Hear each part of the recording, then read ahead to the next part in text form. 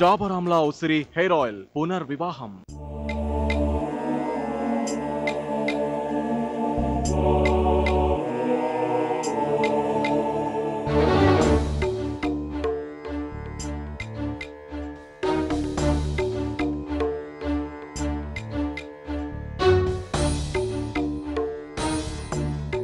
యశ్వంత్ గారు, యశ్వంత్ గారు. మమ్మీ నువ్వు కోలుకున్నావా?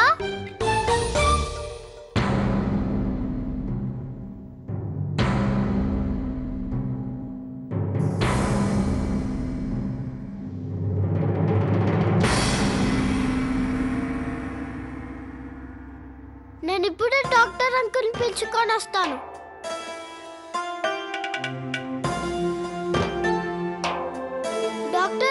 డాక్టర్ అంకుల్, మా మమ్మీకి స్పృహ వచ్చింది, త్వరగా రండి. నర్స్,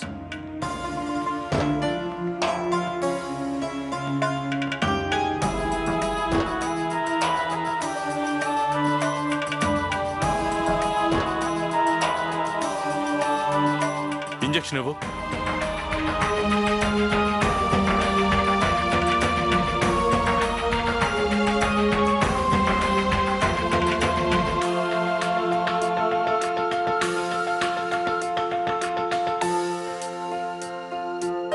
అంకుల్ మమ్మీకి స్పృహ వచ్చింది.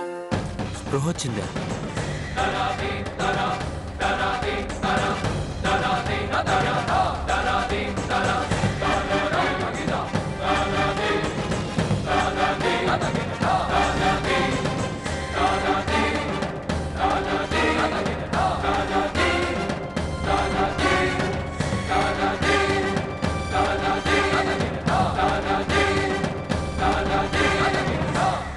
తన బ్లడ్ ప్రెషర్ ఇంకా నార్మల్ అవ్వలేదు, అందుకే మత్తు ఇంజెక్షన్ ఇచ్చాం. ఓకే, ఇప్పుడు పేషెంట్కి కాస్త రెస్ట్ అవసరం. డాక్టర్ నేను మెడిసిన్స్ తీసుకొచ్చాను. నర్స్,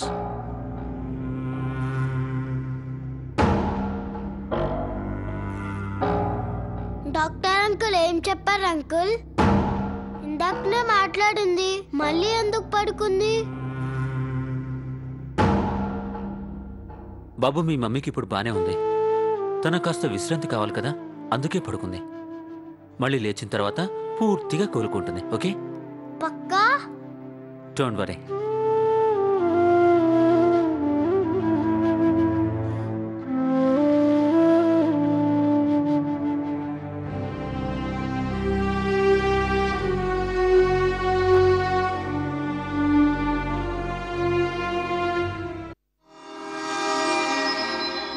ఆర్తి ప్రశాంత్ దగ్గరికి ఎప్పటికీ వెళ్ళదు.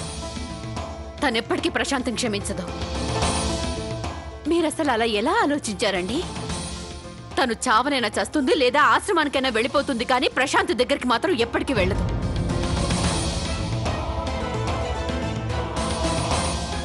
ప్రశాంత్ ఆర్తి కొడుకును చేరదీస్తానన్నా సరే ఆర్తి అందుకు ఒప్పుకోదు.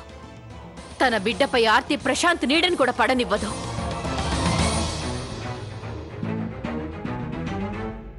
శోభ, అంశు ప్రశాంత్ కొడుకే. ఆ విషయాన్ని నువ్వు పూర్తిగా మర్చిపోయినట్టు. లేదు, ప్రశాంత్కి అంశుకి ఏ సంబంధం లేదు. అంశు యశ్వంత్ కొడుకు. కావాలంటే చూడండి, తొందరలోనే యశ్వంత్ ఆర్తిని అంశుని వెతికి పట్టుకుంటాడు. ఈరోజు యశ్వంత్ గొంతులో ఆర్తి అంశుల గురించిన బాధని, ఆవేదనని, ప్రేమని గమనించాను నేను. అదెప్పుడూ మన ప్రశాంత్లో నాకు కనపడలేదండి. అదెప్పటికీ కనపడదు కూడా.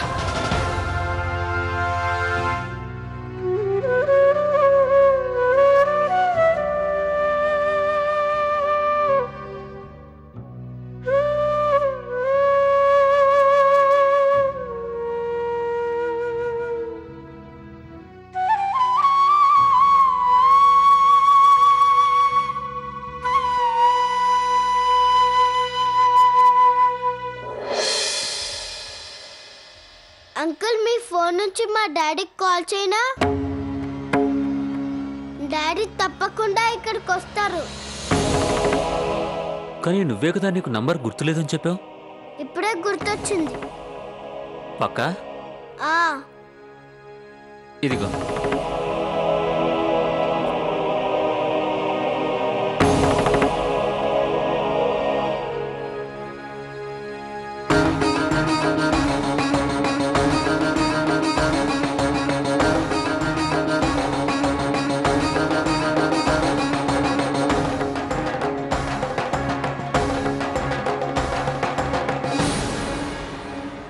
Ready sir? ఒక్క నిమిషం బహుశా ఆర్తి గారి ఫోన్ అయి ఉండొచ్చు. Okay sir.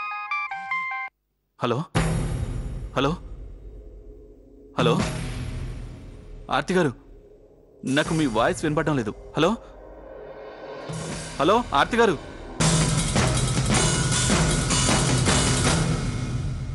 Hello mister Yashwant గారు, ఓ లక్కీ డ్రాలో మీ నెంబర్ సెలెక్ట్ అయింది.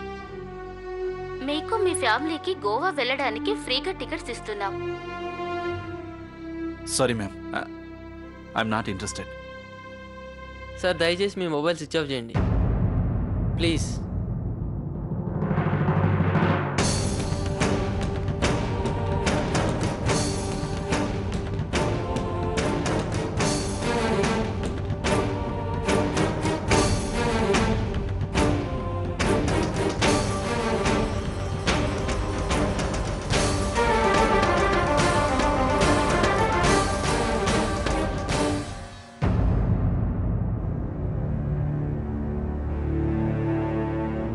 అంకుల్, ఏంటన్నా? డాడీ ఫోన్ కలవడం లేదు. నువ్వు నంబర్ కరెక్ట్గానే డైల్ చేసావా? నేను మా డాడీ గురించి ఏ విషయమూ మర్చిపోను. My daddy is the best. I love my daddy. మా డాడీని నేను బాగా మిస్ అవుతున్నాను.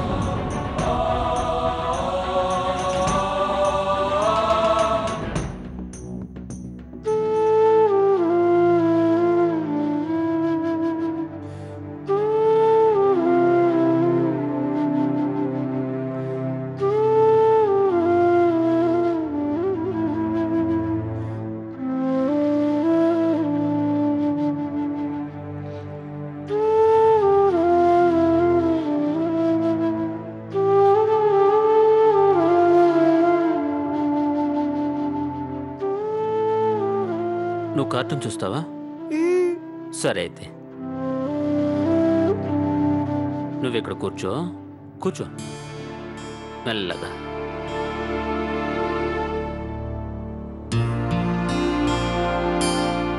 నీ ఇష్టం వచ్చినంతసేపు కార్టూన్ చూసుకో, కానీ ఒక విషయం, సౌండ్ చాలా తక్కువ పెట్టు.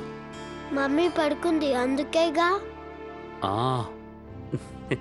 Such a good boy. నువ్వు ఇక్కడే ఉండు, నేను ఇప్పుడే వస్తాను. ఓకే?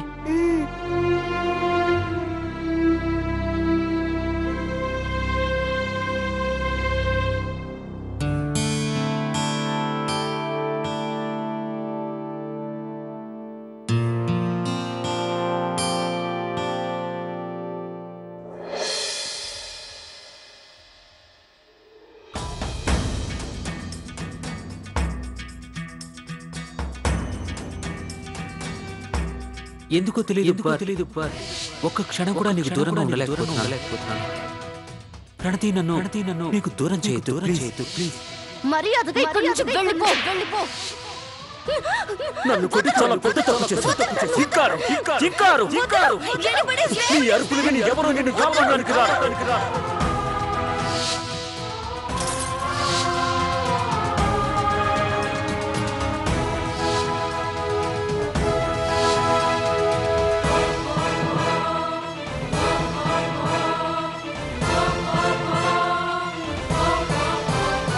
ప్రణతి,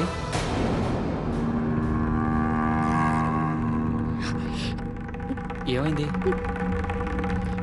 ఈ కన్నీళ్ళేంటి?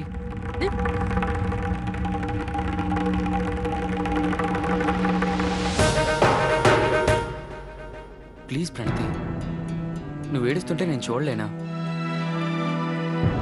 ఐ నో ప్రణతి, నాకు తెలుసు గత కొద్ది రోజులుగా నీ షూట్ విషయమై మన మధ్య జరుగుతున్న గొడవలకి స్పెషల్లీ ఆ రోజు సాయంత్రం నేను నిన్ను గెట్అవుట్ అన్న రోజు, దానివల్లేగా నువ్వు నీ జాబ్ని వదిలేసా. నాకు తెలుసు ఆ ప్రొడ్యూసర్ నీకు ఇన్నిసార్లు ఎందుకు కాల్ చేస్తున్నాడో, నువ్వు ఆ షో వదలొద్దని చెప్పడానికి, రైట్?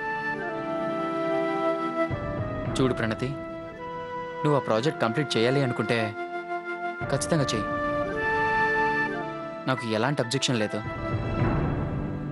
నేను నిన్ను ఆపనా. ప్రణతి,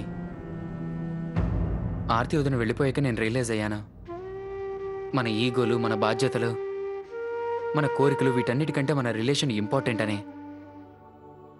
యశ్వంత్ అనే ఆర్తి వదిన ఇద్దరు స్ట్రాంగ్ అయ్యి ఉండొచ్చు, అంతేకాకుండా బహుశా వాళ్ళిద్దరూ వీటన్నిటిని సహించగలరేమో కూడా. ప్రణతి, నాకు మాత్రం అంత ధైర్యం లేదు. నీకు నాకున్న బంధానికి ఏ చిన్న ప్రాబ్లం వచ్చినా అది నేను అస్సలు సహించలేను. ట్రస్ట్ మీ ప్రణతి, నీ సంతోషంలోనే నా సంతోషం ఉంది. ప్రదీప్, నేను నీకు ఒక విషయం చెప్పాలి. చెప్పు ప్రణతి.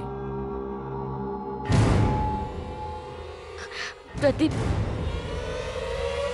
ఆ రోజు రాత్రి షూటింగ్లో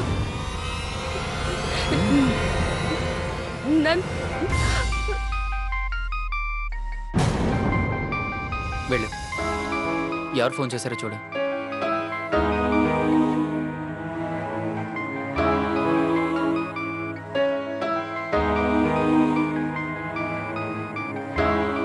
మమ్మీ ఫోన్ చేసింది.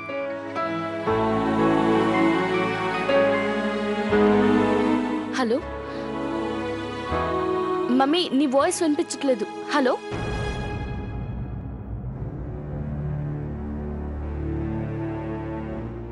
బహుశా ఈ టైంలో యశ్వంత్ అనే మెసేజ్ టీవీలో వస్తూ ఉంటుంది.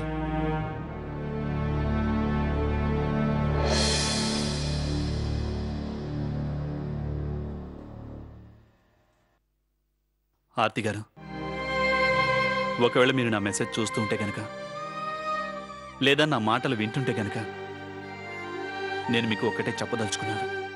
నన్ను క్షమించండి. నేను మిమ్మల్ని ఎంతో బాధ పెట్టాను. ఎప్పుడూ మిమ్మల్ని అర్థం చేసుకునే ప్రయత్నం చేయలేదు. కానీ ఆర్తి గారు, ఇప్పుడు నేను మిమ్మల్ని అర్థం చేసుకున్నాను. అలాగే ఇంకో విషయం కూడా తెలుసుకున్నాను. మీరు ప్రెగ్నెంట్ అని. మన బిడ్డకి మీరు జన్మని ఇవ్వబోతున్నారని. ఆర్తి గారు, ప్లీజ్ ప్లీజ్ ఇంటికి వచ్చేయండి.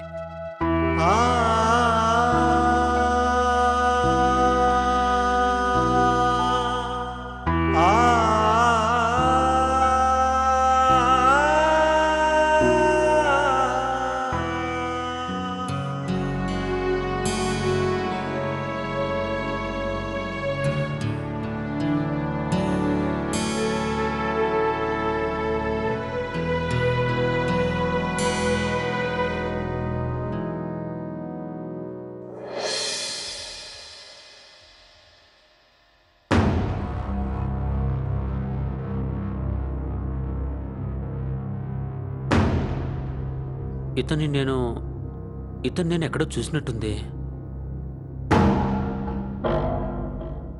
ఎక్కడ చూశాను?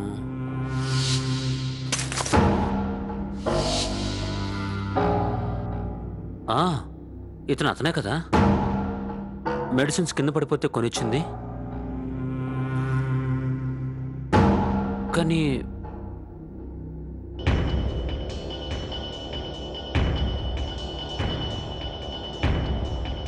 మిమ్మల్ని అర్థం చేసుకునే ప్రయత్నం చేయలేదు. ఐఎమ్ సారీ ఆర్తి గారు. కానీ నేను చేసిన తప్పుకి శిక్ష మన పిల్లలకి మాత్రం వేయకండి. పల్లవి, పావని మిమ్మల్ని చాలా మిస్ అవుతున్నారు. అలాగే ఇంకో విషయం కూడా నాకు బాగా తెలుసు. అంశు కూడా నన్ను బాగా మిస్ అవుతున్నాడు అని.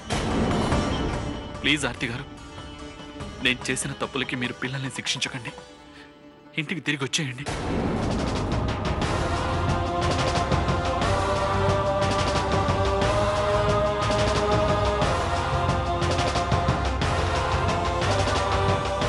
అంశు లేకుండా నేను ఉండలేకపోతున్నాను ఆర్తి గారు.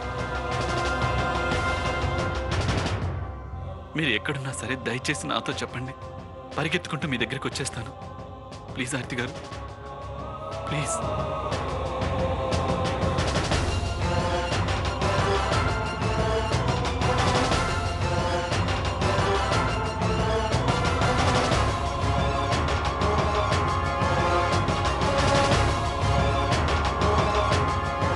ఇతనే యశ్వంత్ సింధియానా? అంటే ఆర్తి రెండో భర్త ఇతనేనా?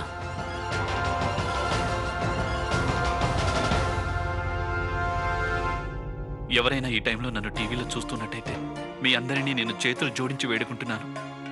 మీలో ఎవరైనా నా భార్యని కానీ లేదా మా అబ్బాయిని కానీ చూస్తుంటే కనుక దయచేసి నాకు తెలియజేయండి. నా భార్య ఎత్తు 5 అడుగుల 6 అంగుళాలు. తన పేరు ఆర్తి వర్మ. మా అబ్బాయి పేరు అంశు వర్మ. ధన్యవాదాలు.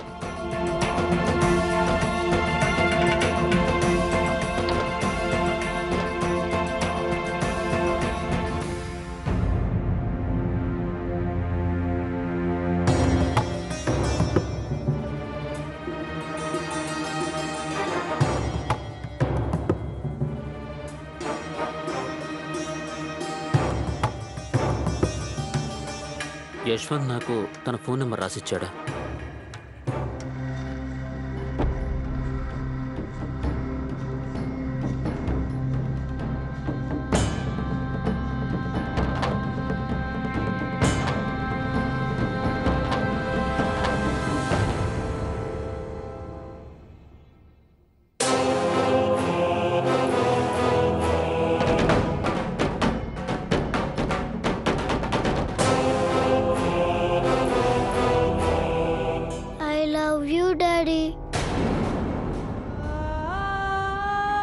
నాకు మీరంటే చాలా ఇష్టం.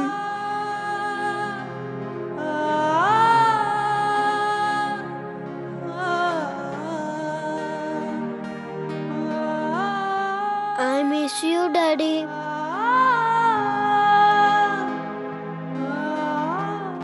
నన్ను వదిలి మీరు ఎక్కడికి వెళ్ళొద్దు.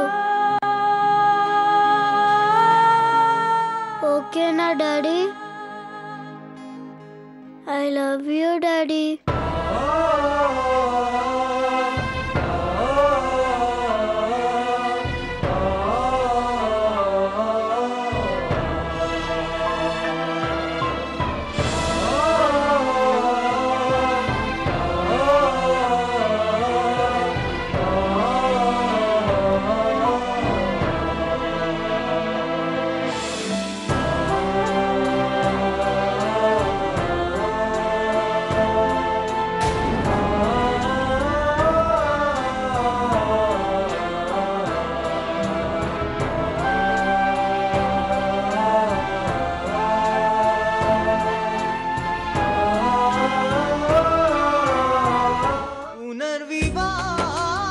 డాబర్ ఆమ్లా ఉసిరి హెయిర్ ఆయిల్ పునర్వివాహం.